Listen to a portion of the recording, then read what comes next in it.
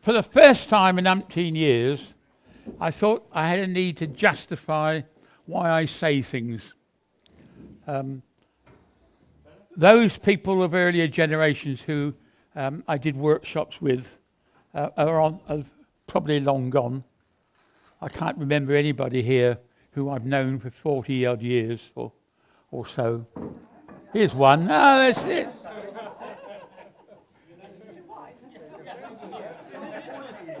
And I suppose my son David, yeah. Right, yeah, so yes. No, well, never quite accurate and so on, but all the same, no, all right, I'm 79, next year I should be 80, and I reckon it's time to give up. I gave up in 1997.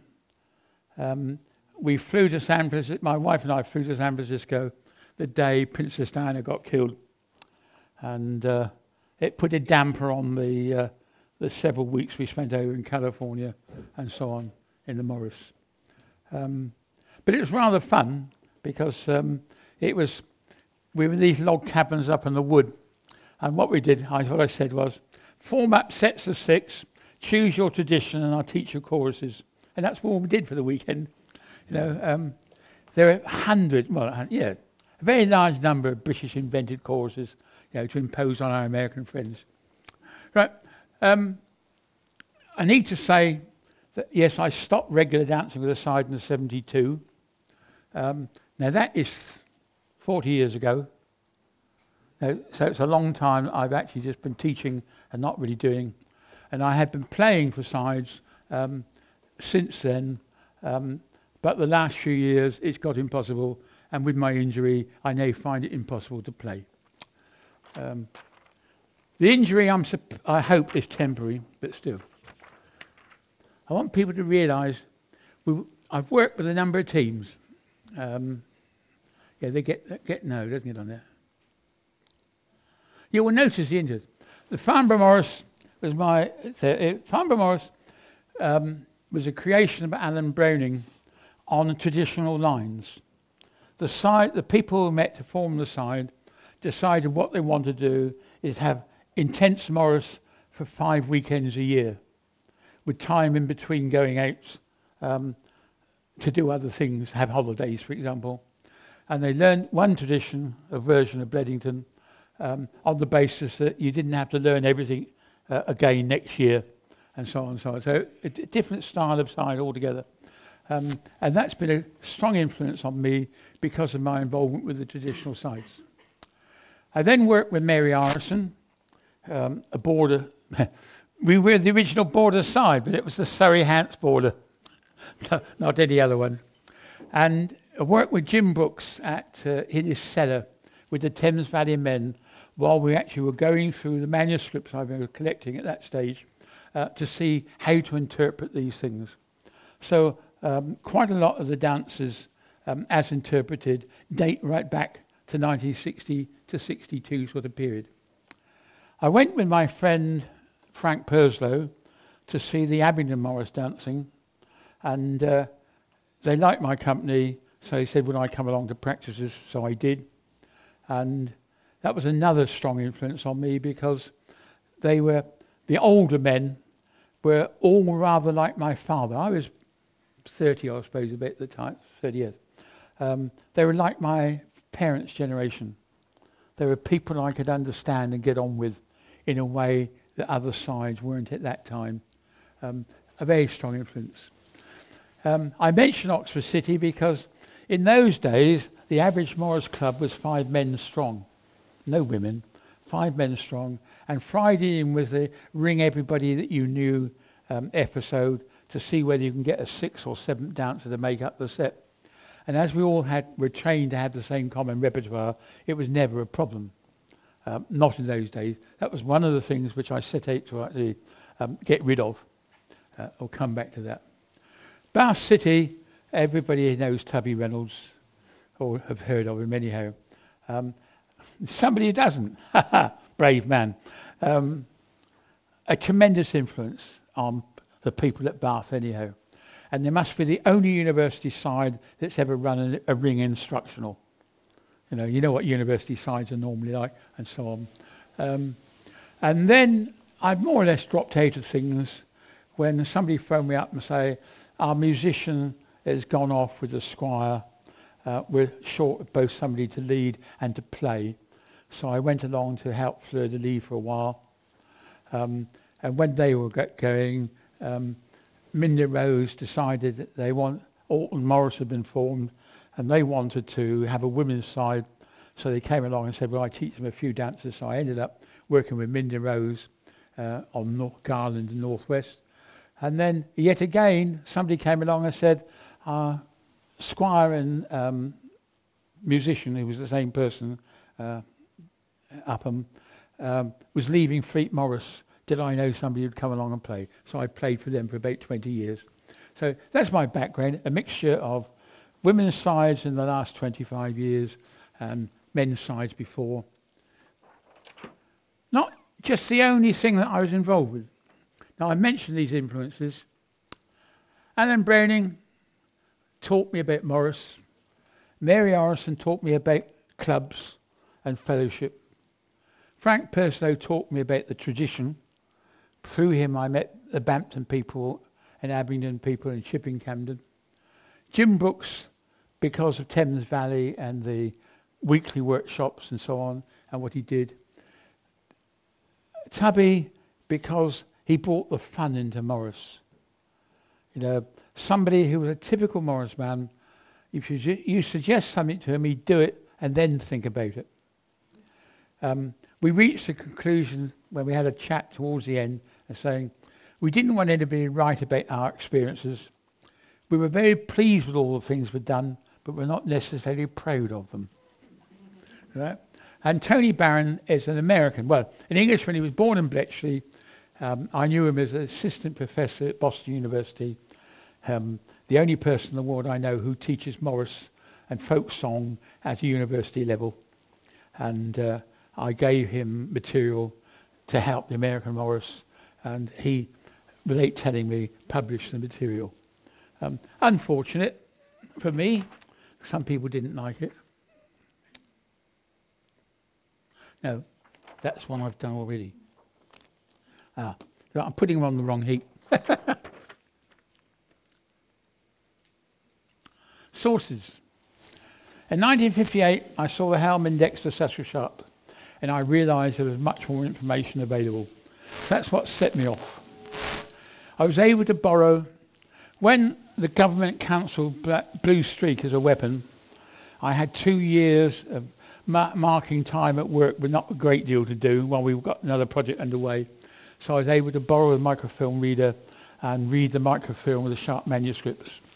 I was then load his written up notebook, and then they passed to me the field notebooks, the pocket books he used. So I got a good... I've lost the saying, have I? Right. I got a good grounding on what Sharp had collected. In the meantime, there are all these other names, so I went to talk to, in several visits, to Clive Carey, Douglas Mauld, Ken Withers Schofield, Rolf Gardner. The Reverend Fox and Toby Atkins were members of the original Travelling Morris. Fred Hamer, of course, who was very active in the 50s. Major Fryer, who had been active before the war in collecting, and so on. So it was a fairly good, thorough search of what was available in the early 60s. I then went into, I was also very fortunate. There were dancers to talk to. Besides the old men at Abingdon, whose memories went back before the First World War, that was Tom Hemmings and Jack Hyde. I was able to talk to people at Ascot and Fieldtown, that's Lee Field, who had formed a boys' side before and after the First World War, who were taught by the EFTSS to do Headington, and then taught the local dances, the local jigs in particular, to do. Ralph Honeybone at Evesham, for example, from Ascot, he could do Jockey and Princess Royal and so on. Now these sources, Mrs. Edwards at the post office in Ascot, these people were very important because the manuscript didn't tell us how the hand movements went.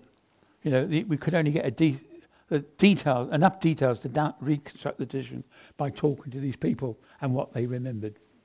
Bidford again, I talked to the two sons of the leader, Sainsbury, who were being trained before the First World War to join the side, and to the girl, well, the older woman, who actually was the daughter of the man who was the hobby horse. Now, both Ilmington and Bidford, the hobby horse, was actually the person who was the trainer for the side. An odd role, but when it comes back to it, the role for characters with the Morris is usually with the most experienced dancer. It was in those days. Longborough, it was again meeting some men who were in an attempted revival in the early 20s. They'd been taught by Fred Taylor, and it was quite interesting again to see what they've been taught and how they've been taught it. And again, it changed my understanding of what Longborough was about, and that has influenced Old Spot, if you've ever seen them.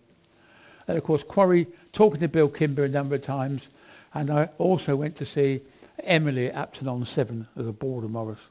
That was most interesting because I showed her photographs of the Upton-on-Severn Morris side, of which she claimed she was on the photograph, but she insisted there were 8 of them, although there were only 6 on the photograph. You know, probably she couldn't see well enough to actually tell there wasn't the way so. But it was interesting to talk to people. Added to that, there was watching. Went to Bampton for quite a few years. 55, well, went with Marguerite. Up to 82 was the last year we went. But we got involved, got very friendly with the Bampton sides, particularly for events that weren't on the Whit Monday. You know, going it when the other time. You know, the 3 sides with daggers drawn towards the end on the Whit Monday, but it's the same 3 lot were drawn on for the sides that went to do fates and things outside the village. The filming started in 62, and I've got a large number of hours of film and video for archive purposes, not really for... no matter how good the Morris looks, it feels at the time you do it. When you look at the film several years later, it's never very good. So I haven't actually tried to impose it on people yet.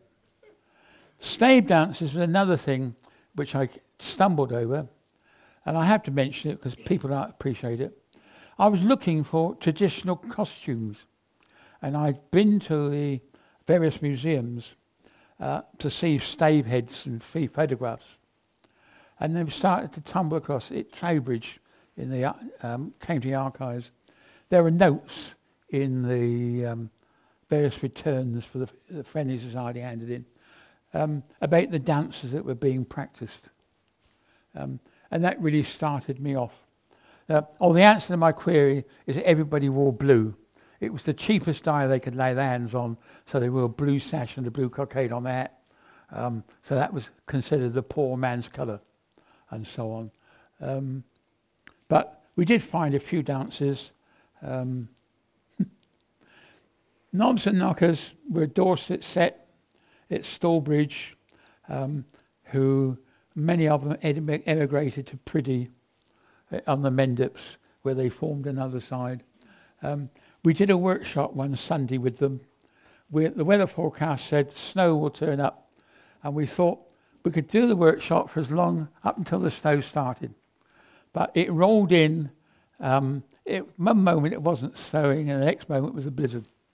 It took us 3/4 of an hour to drive the 3/4 of a mile to where we parked the car and left Marguerite. And we got home on a Tuesday. It really wasn't funny, really. It was quite sunny weather.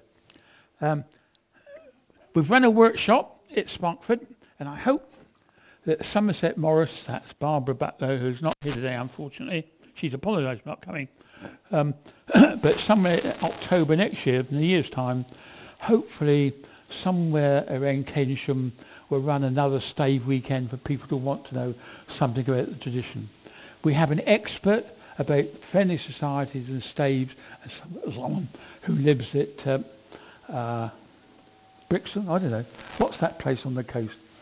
And a bend in it, I don't know. We have an expert from in the area anyhow to give us a lecture. And what I hope is that we'd teach or go through the traditional dances that we've picked up, the ones that have been created by the 8 or 9 sides that do them, and to talk to each other about the problems of presentation or our experience of doing on them. That's a bit of an advert, I suppose, really.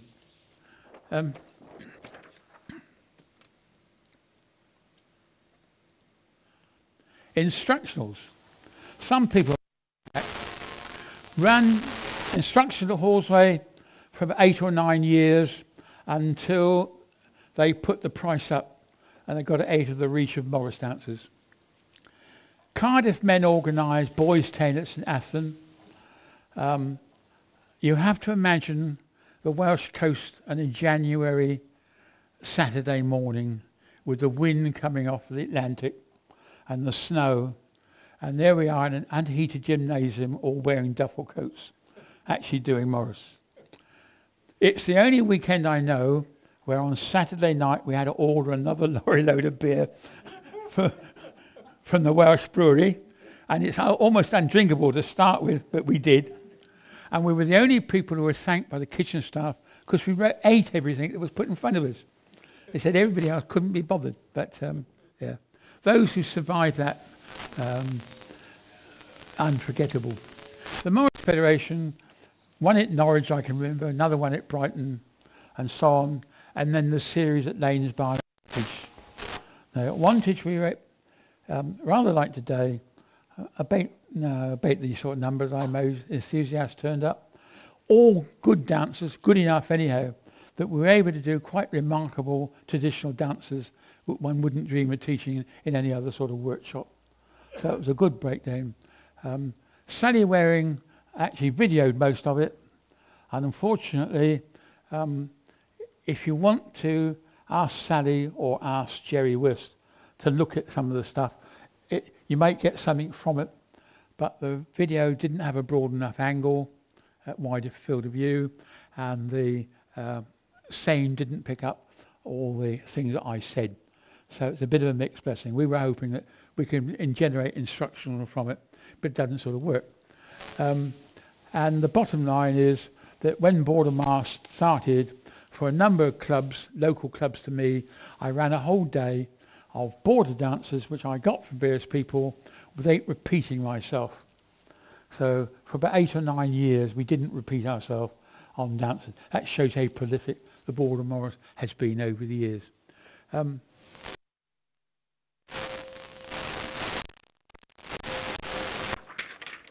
I can't forget Sidmouth, workshops, talks, lectures and so on. The lectures all exist. There's written up versions, and if they're not available on John Lewis's website, they right.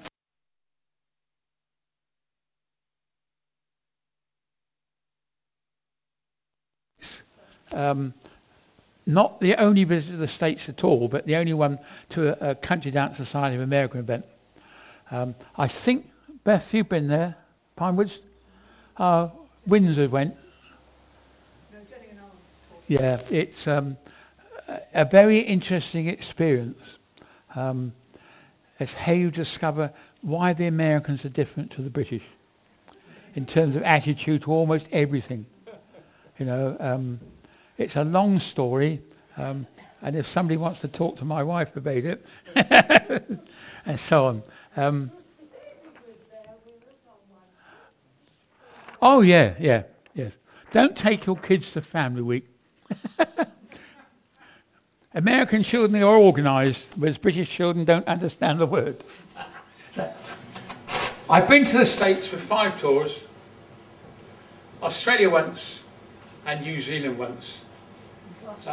If I can say, I took on the jobs, the visits, only because I visit the States professionally.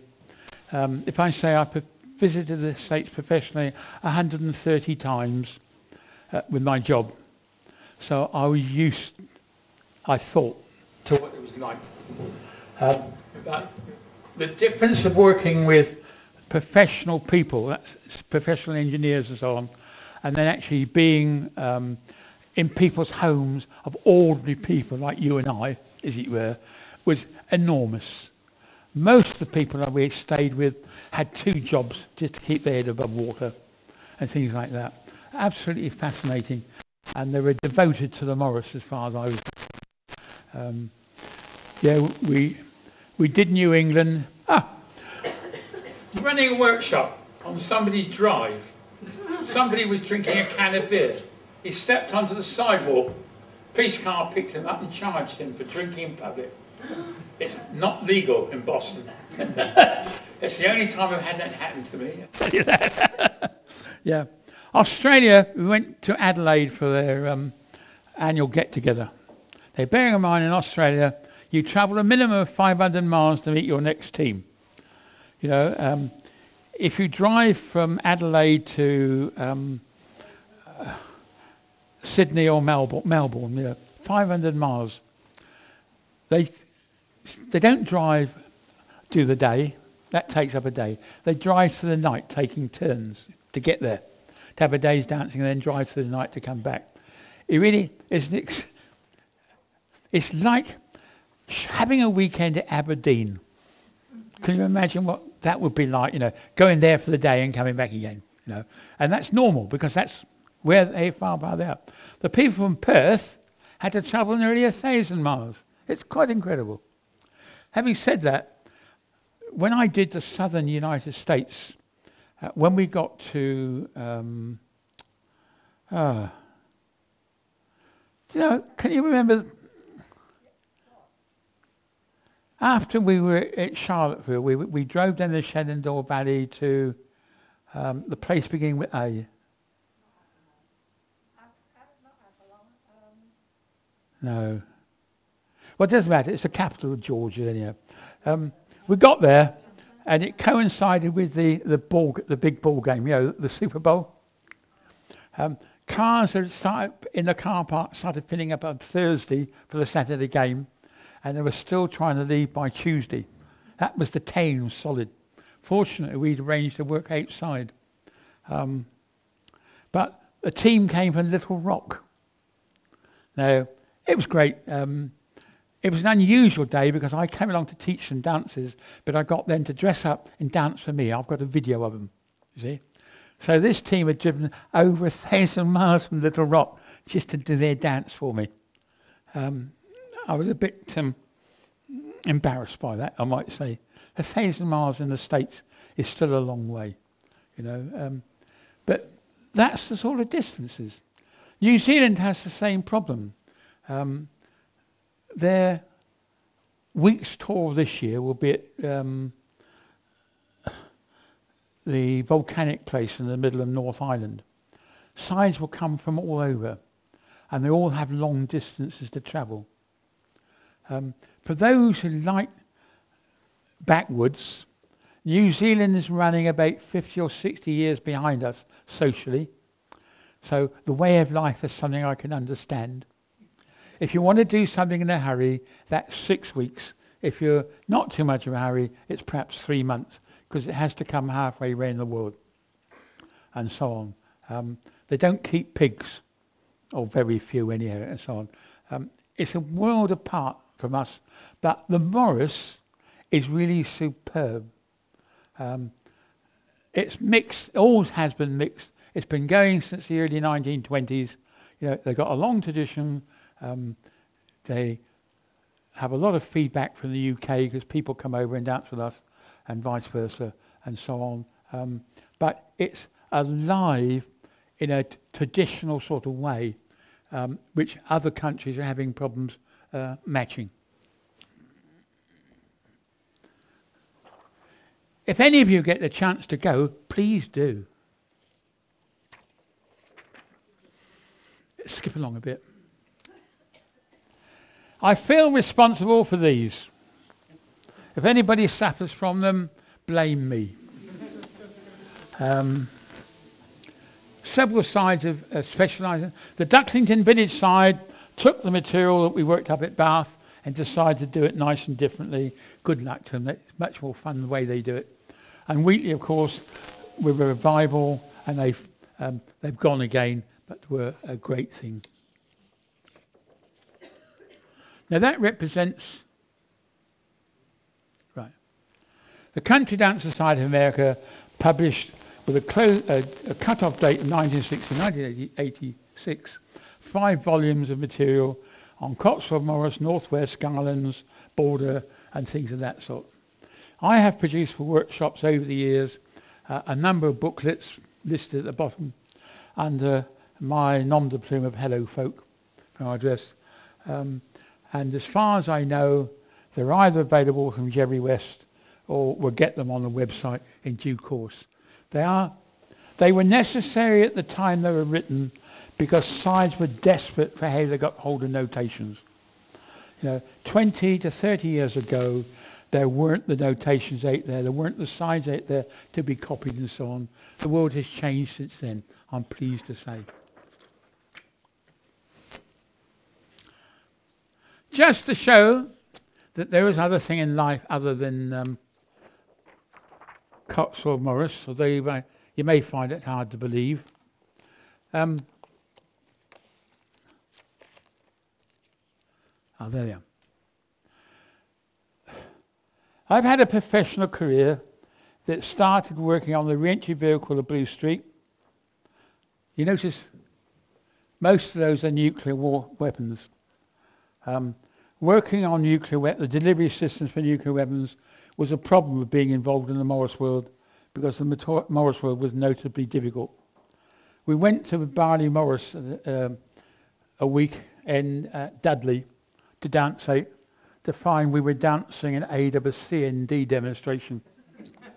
And it was all right. The policeman said, "Oh, bugger off, we're not having you as well." So we went and danced in the shopping mall. But the word got back to my security officer, and I had a lot of funny explaining to do. But that kept me busy until I retired in 2000.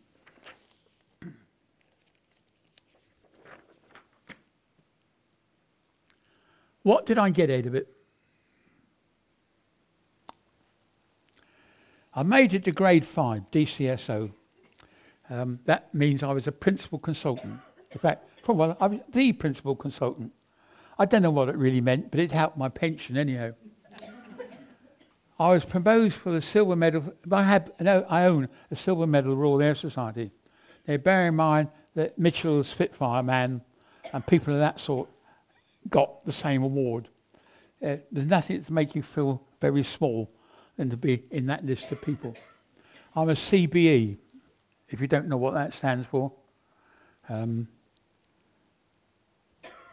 are all sorts of popular people get CBEs as well. Funnily enough, and I can't resist telling you, I got this because John Major said, "I'm tired of awards going to people who've served in their post. Haven't we got anybody with talent?" And the RAE Board of Management had struggled to find somebody. That's what they told me anyhow. Right. But I did get a gold medal of the FPSS, a gold badge, and I'm very proud of. The Morris Federation, thank you very much for recommending me for that. Now, tomorrow,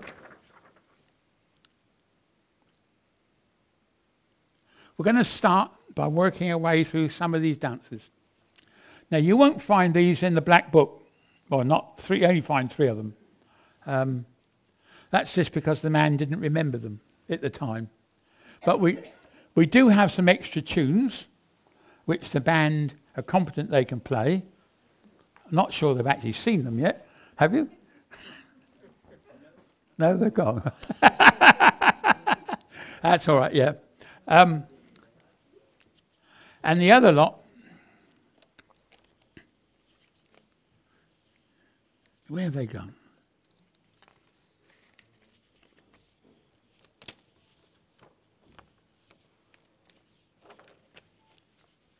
I've got 2 more lists, believe it or not.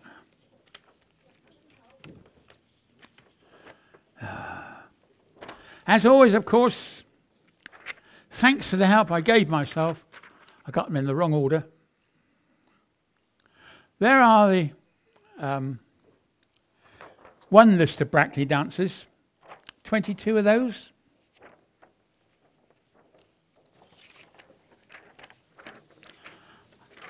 But Fred Hamer says there was those and those.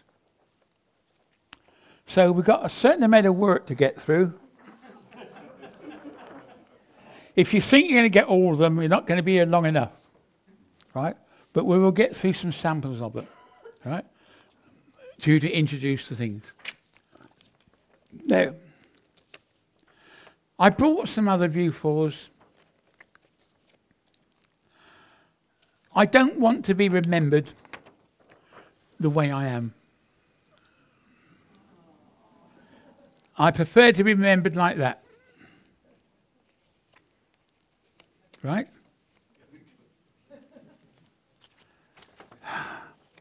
Believe it or not, I've lost the one view four I'm proudest of. What did I do with it?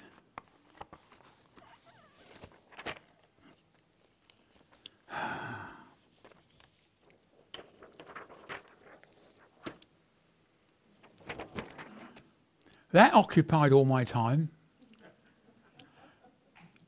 I show this picture. First of all, you can get the date because the little baby in the bottom corner is here, there, a good 40 years older, right?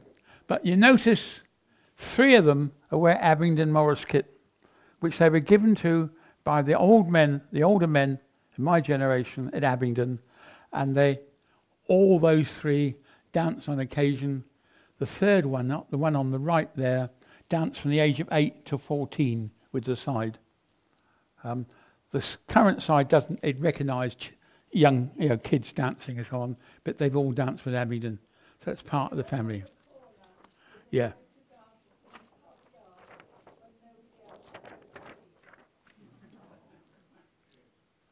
And I have never had responsibility for our village mummers.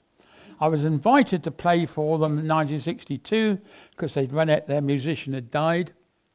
And I played for them for 25, 30 years on Boxing Day.